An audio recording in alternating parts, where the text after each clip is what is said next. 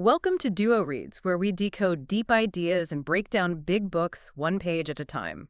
Today, we're unraveling the provocative concepts from MJ DeMarco's The Millionaire Fastlane. And this isn't just another personal finance book. It fundamentally challenges everything we're typically taught about building wealth. It really urges us to question the very foundations of financial independence. Our mission today is to take you through DeMarco's, let's say, radical critique of conventional wisdom, understand his alternative fast-lane roadmap, and hopefully uncover some surprising insights you can use to rethink your own journey to prosperity. That's precisely it. DeMarco doesn't just give you tips and tricks. He presents a completely different philosophical framework for wealth.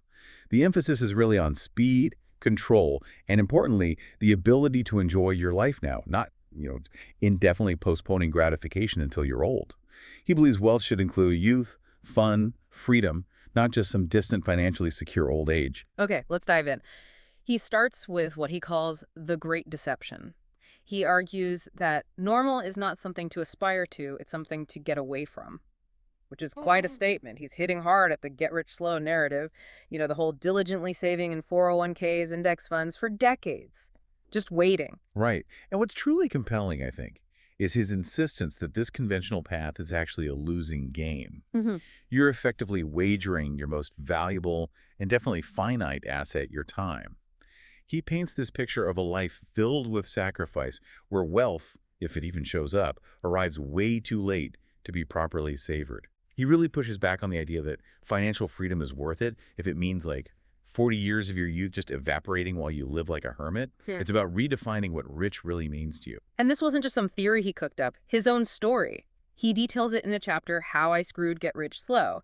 It apparently started with this jarring 90-second encounter. He saw a young guy. Yeah, stepped in that old Lamborghini. Exactly. And this guy didn't seem famous or like some super genius athlete or anything.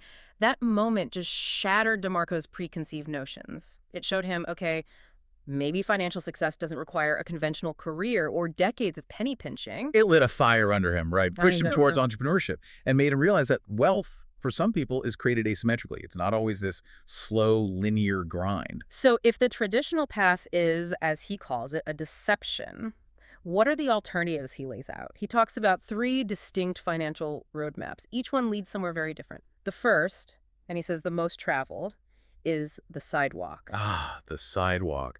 In DeMarco's view, this unfortunately leads straight to poverty, or at least perpetual financial struggle. It's characterized by prioritizing immediate gratification, immediate pleasure, a complete lack of financial planning. You're living paycheck to paycheck, often just one unexpected bill away from total ruin. Yeah, that sounds stressful. Totally. And what's striking is he points out that even affluent sidewalkers, people with high incomes, can fall into this trap. They use credit, financing, whatever, for instant gratification, creating this illusion of wealth. Right, the fancy car, but massive payments. Exactly. His critique is sharp and pretty memorable. You can't medicate poor money management with more money. Yeah. True wealth, he argues, needs a fundamental shift in mindset. You got to get off that sidewalk entirely. Okay, that makes sense. So sidewalk equals bad news. Then there's the slow lane. And this is the one most of us are kind of sold by society, isn't it? Go to school, get a good education, find a steady job, save diligently, invest for decades, wait for retirement. What's DeMarco's issue with this path? Well, this really brings up a critical question. Is stability truly stable if it costs you your best years, your prime? DeMarco argues the slow lane leads to mediocrity. He doesn't mince words. He even calls it modern-day slavery. Whoa, slavery. Yeah. His point is, you're essentially trading your finite time, your actual life, for money. You're stuck in this cycle. He sums up powerfully. The ultimate insanity is selling your soul Monday through Friday for the paycheck of Saturday and Sunday. Ooh, that hits home for a lot of people, I bet. Definitely. And he even critiques the popular FIRE movement, financial independence, retire early. He sees it as just another form of lifestyle servitude. You're still postponing joy, and that intense frugality often means a life of deprivation now. For DeMarco, he'd rather risk failure trying something bold than live with the regret of never trying at all. It's about questioning that supposedly safe gamble with time. Okay, so if the sidewalk leads to poverty and the slow lane leads to mediocrity, or at least delayed gratification, where does he suggest we turn for rapid, controllable wealth creation? This must bring us to the final roadmap, the fast lane. So how does someone actually switch roads? How do you get on this fast lane? Right, the fast lane. This fundamentally shifts the entire paradigm. He talks about moving from uncontrollable limited leverage ULL to controllable unlimited leverage CUL. ULL versus CUL. Okay, break that down. Sure. ULL is basically your typical job. Your income is capped by your hours, right? Your boss decides your raises. You don't control the machine generating the money. CUL, on the other hand, is about earning a business. It's about designing systems that work for you, instead of you working in them or for them. He says wealth is built with time as an asset, not as a liability. It's about building a machine, essentially, that can generate income without your direct, constant effort. That's a really powerful distinction. So the core idea is divorcing wealth from time. But it doesn't mean avoiding hard work, especially at the start, right? Well, absolutely not. It often means intense work up front. But the goal is different. It's about creating what he metaphorically calls money trees. These are business systems designed to generate passive, or perhaps semi-passive, income. Money trees. I like the sound of that. What kind of seedlings does he talk about? He outlines 5 main types. First, rental systems, like real estate, obviously. Second, computer software systems, think internet businesses, SaaS apps. Third, content systems, things like books, courses, online media that sell over time. Fourth, distribution systems like Amazon FBA, franchising, moving products efficiently. And fifth, human resource systems, which is leveraging employees to scale the operation. So the idea is to build something that eventually earns while you sleep. But you have to build it first and build it smart. Precisely. That passive income isn't magic. The work is front-loaded into creating the scalable system itself. Okay, and how does this change the actual wealth equation? Well, this is where he says you find out how the rich really get rich. Their wealth equation, he claims, is simple. Wealth, net profit plus asset value. Net profit plus asset value. Yes. And the crucial part, these are controllable variables. As the fast laner, the business owner, you can directly influence how many units you sell, how much profit you make per unit, and the overall value of your business as an asset. Okay, so you're not just waiting for the market. Exactly. This is why a saved dollar for a fast laner isn't just a dollar saved sitting in an index fund, hoping for 7% a year. It's a freedom fighter, as he calls it, in your army. It's capital to be deployed actively to generate more income and liquidity for your business machine. He's very clear. Fast laners don't use compound interest or the markets to get wealthy, but to create income, preserve liquidity, and deploy capital. Money becomes fuel. It's fascinating how he reframes even the concept of time itself. He calls it our primordial fuel and just hammers home its finite nature. Relentlessly, he argues, value your time poorly and you will be poor. Simple as that. This means actively avoiding what he calls indentured time. Indentured time. What's that? That's time consumed by things that don't move you forward, like paying off parasitic debt, high-interest credit cards, car payments on depreciating assets, or just low-value activities that drain your energy and focus. The goal is to free up that time and mental bandwidth for what really matters, building your Fastlane business. That quote you mentioned earlier, time is the coin of your life. Yeah. It is the only coin you have, and only you can determine how it will be spent. Be careful, lest you let other people spend it for you. Powerful stuff. So to actually navigate this fast lane successfully, he provides some rules, right? Commandments. Yes, the 5 Fastlane commandments. He uses the acronym SENSE, which is happiness. Okay, what does it stand for? First is C for control. You absolutely must be in the driver's seat of your business, not a hitchhiker relying on someone else's platform or decisions entirely. Own your brand, own your customer list, manage the critical aspects.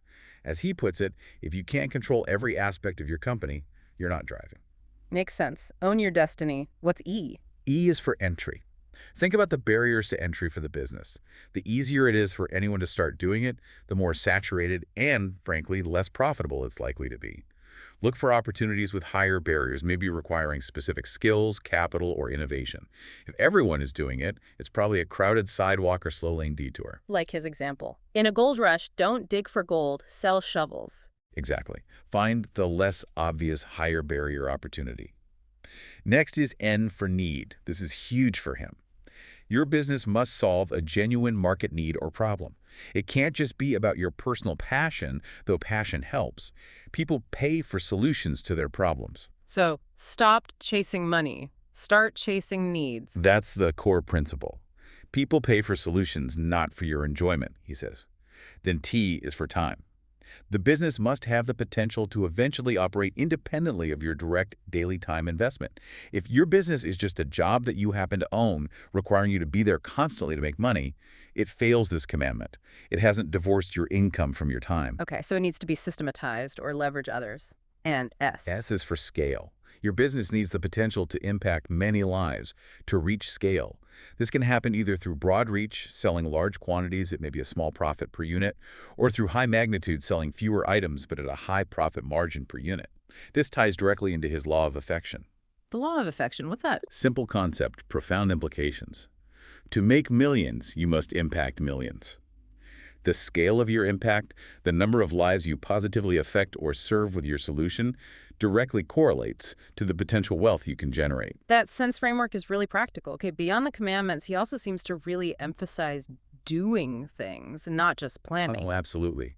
Action is everything for DeMarco. He famously declares quite colorfully that ideas are nothing but neurological flatulence. Okay, so ideas are worthless without. Execution. Execution is king. Ideas are pawns. That's his mantra. He pushes this idea of burning the business plan, igniting execution. Meaning, don't bother with a 50-page business plan. Essentially, yeah.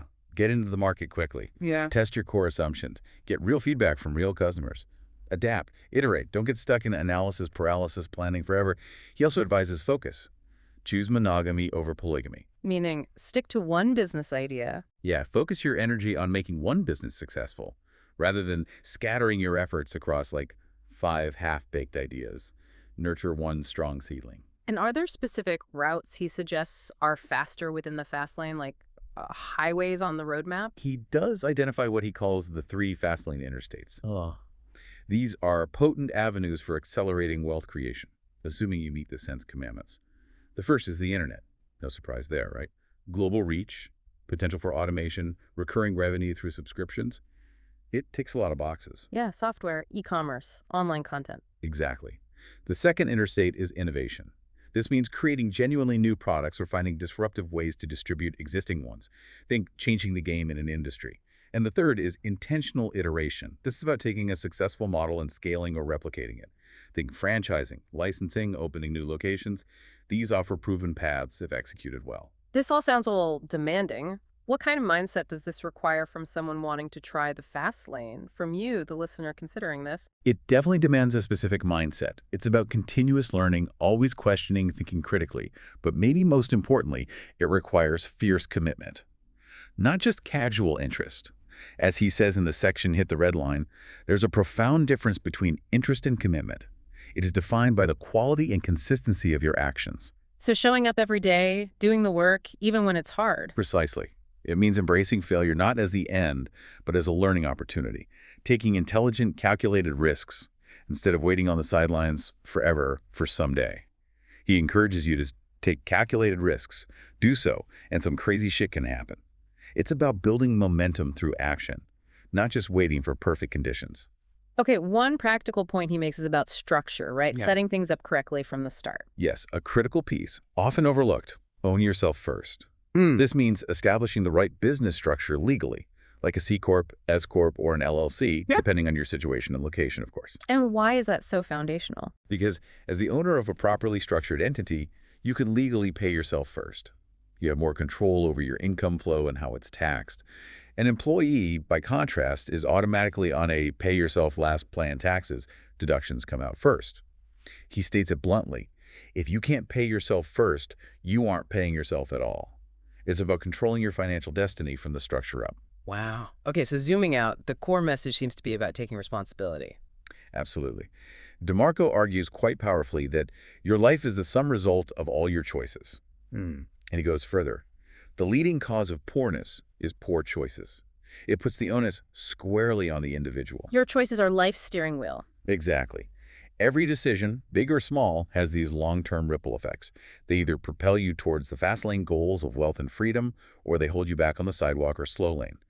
And he stresses that this choice horsepower, your ability to make impactful choices and recover from mistakes, is strongest when you're young. So don't waste that early momentum. Right. What's chosen today impacts forever, he reminds us. So he ties this all together somehow. A final formula. Yeah, he summarizes his framework in the Fastlane Supercharger. It's about adopting a whole new formula, changing your beliefs, which influence your choices, which drive your actions, which form your habits. It starts with admitting the potential flaws in the get-rich-slow path, actively stopping those unproductive sidewalk slow lane practices, truly valuing time as your number one asset, leveraging those controllable see-you-all factors we talked about, focusing intensely on growing assets and income through your business, defining your escape number, that specific financial target that funds your desired lifestyle, and finally understanding the affection, the impact you need to have on the world to reach that number. Wealth as a systematic process built on a foundation of the right beliefs and choices. Exactly. Wealth is a systematic process of beliefs, choices, actions, and habits that form a lifestyle. So wrapping this up, what does this really mean for you listening right now?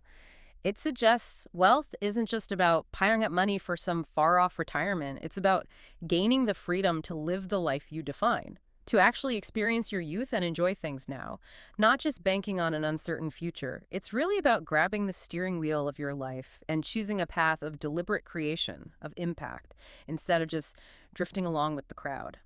As we finish our exploration of the Millionaire Fastlane, we're definitely left with a powerful challenge to think about. If wealth is freedom, like DeMarco argues, and achieving that freedom requires money, what normal belief, what conventional path are you willing to question or maybe even abandon to unlock your own fastlane potential? Indeed. It's provocative stuff. DeMarco's ideas really compel you to reconsider some very fundamental assumptions about money, work, and life itself. We'd encourage you to just reflect on your own current roadmap. Is it truly aligned with the destination, the lifestyle you genuinely desire? Or is it time for a course correction? Thank you for joining us on this in-depth exploration of MJ DeMarco's The Millionaire Fastlane. We really hope these insights give you some food for thought and maybe empower you to make more informed choices on your own journey towards financial independence and, ultimately, a fulfilling life.